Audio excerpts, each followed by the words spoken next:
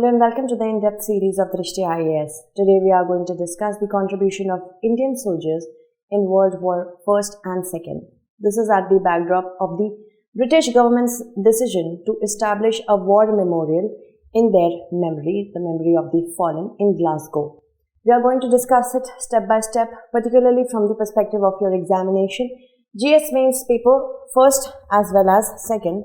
And before we begin, let us look at this particular information. 50% discount will be provided on all online pen drive as well as test series courses. This will be available via the Drishti Learning app, available from 1st to 6th of Jan.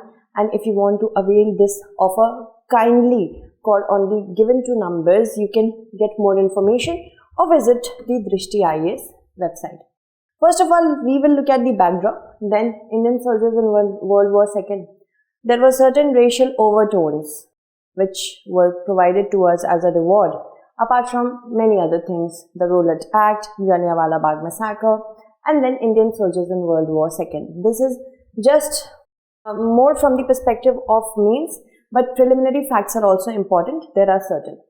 British Indian Army Memorial will be established in the Scottish city of Glasgow. Glasgow is to the west of Edinburgh in the United Kingdom. It will commemorate the sacrifice of millions of Indian soldiers who fought for the British during the two world wars and many other wars. This will be visualized as Scotland's first permanent memorial war to recognize the service and sacrifice of the well-forgotten British Indian soldiers. Moving ahead, now let's talk about the Indian soldiers' contribution in World War I.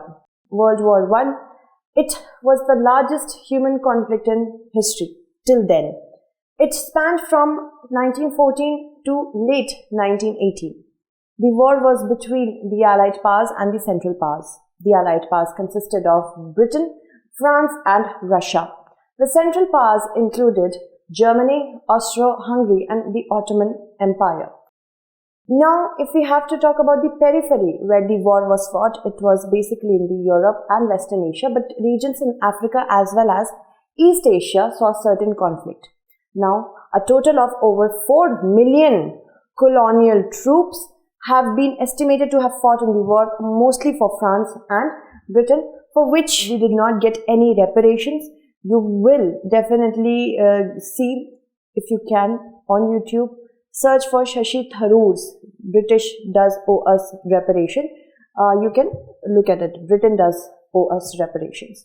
So approximately 1.3 million Indian soldiers served in World War I. Over 74,000 of them lost their lives, with a comparable number wounded. Indian soldiers bore the brunt of Germany's initial offensive along the Western Front line in 1914 because the British Expeditionary Force, which was well trained, which was, although I wouldn't call them totally well trained, but they were still under training, still better when it comes to the training capacity that British Indian soldiers were provided by the Britons. So they were well done, but they had a strength of around 250,000. This professional army was in tatters. Then colonial troops, specifically Indian troops, helped Britain in a war which was not even ours. It was Britain's colonial forces that came to the rescue. Crucial. Indian soldiers were crucial to the defense of the Ypres salient from the advancing Germans. In the Battle of Neuchâtel, Indians suffered more than 4,000 casualties. For the next to no strategic gains were done. In Gallipoli, over 1,000 Indian lives were lost in a doomed campaign which was led by Winston Churchill himself. Of special importance as the campaign were the Indian mule drivers who kept the supply lines intact in the front despite suffering major wounds, major setbacks, and even you can say casualties were done.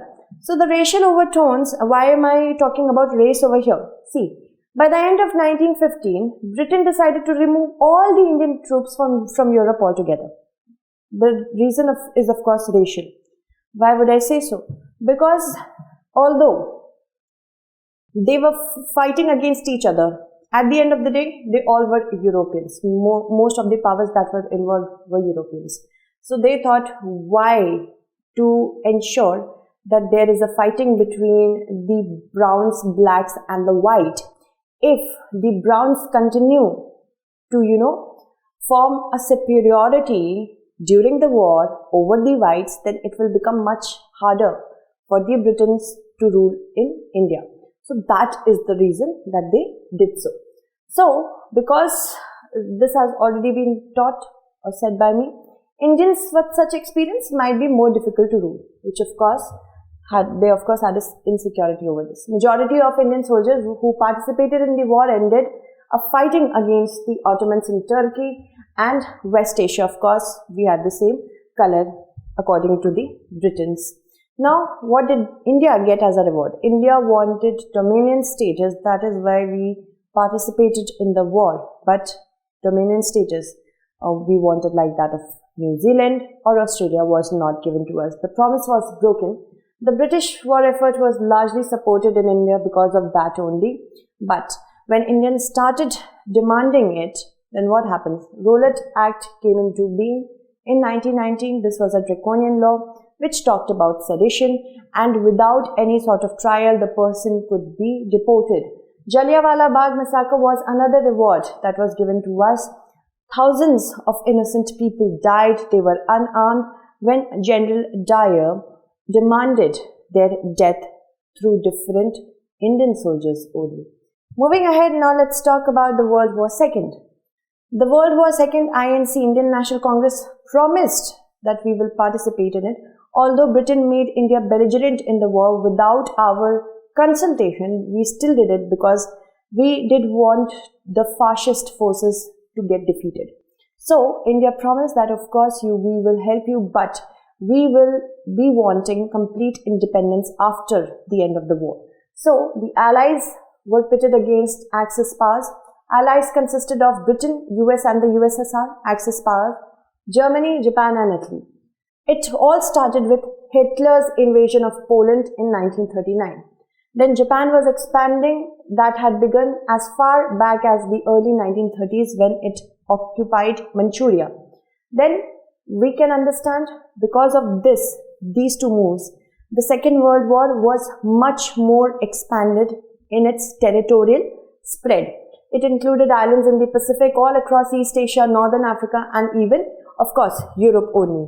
Then, colonialism was back then under a great pressure because of the fervent nationalist activities that were being done in Asia as well as Africa. But like World War I, the British sought support from India, but India, of course, promised it on the promise of course, getting complete independence. Nearly 3 million Indian men participated in the war. Approximately 87,000 died in combat. These are official figures. We of course do not know the unofficial or the actual figures. The majority of Indian soldiers in combat roles were deployed in South and Southeast Asia, where Japanese were particularly very atrocious in their movement. Japan advanced from the east. India remained the crown jewel of the British Empire because of what Indian men did in the World War I. Japan also wanted to occupy India because of that only.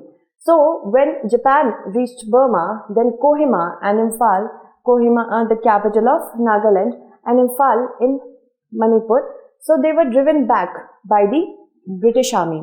And Indian men were the most, specifically if we talk about Gurkhas, they were the most of the brilliant ones. And what happens, that Gurkha army has been renowned in the world because of their participation in the war. As a warrior class, they have done so much for the Britons, the Indian army. I cannot even try to explain it.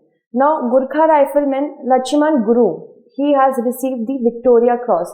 He died in 2010. He has received the Victoria Cross for his actions in Burma. He lost an arm and he almost single-handedly repelled 200 men. He suffered fatal blows, yet he fought. So, these were the certain contributions that were done by the Gurkhas, okay, and of course the Indian men in both the world wars. Let me take the names of those students who have answered the last question correctly of the in-depth series. And another question will be attached over here. You can answer this question as well, and then I will announce your names in the next segment. So many of you have answered it correctly. Ministry of Culture was the correct answer. Disha, Ranjita, Santoshini, Sagarika, Edge of Knowledge, Puneet, Suraj, Indira, Shashikala, Archana, Ramveer, Yoshita, Soumya, Vani, Anu, Satakshi, Utkarsha, Raghu, besides these students. Tushar has answered it correctly. Puneet has also answered another question. Good job. That was asked in the mids. Soumya, again good job. Srinivas, very good. Yoshita, very good. Mahi, very good. Indira, Saundarya has answered the question which was asked in the middle. Very good. Ranjita, again very good for answering both the questions. Bhargavi, Anju, Guru Prasad, Sonia, Anuj, very good. Shrashti, Vikram, Tushita, also Pallavi, Angel Insha, Naveenism, Rohit, and Krishna. Thank you so much for answering the last question. Again, answer the next question. All the best, a happy new year, and stay updated.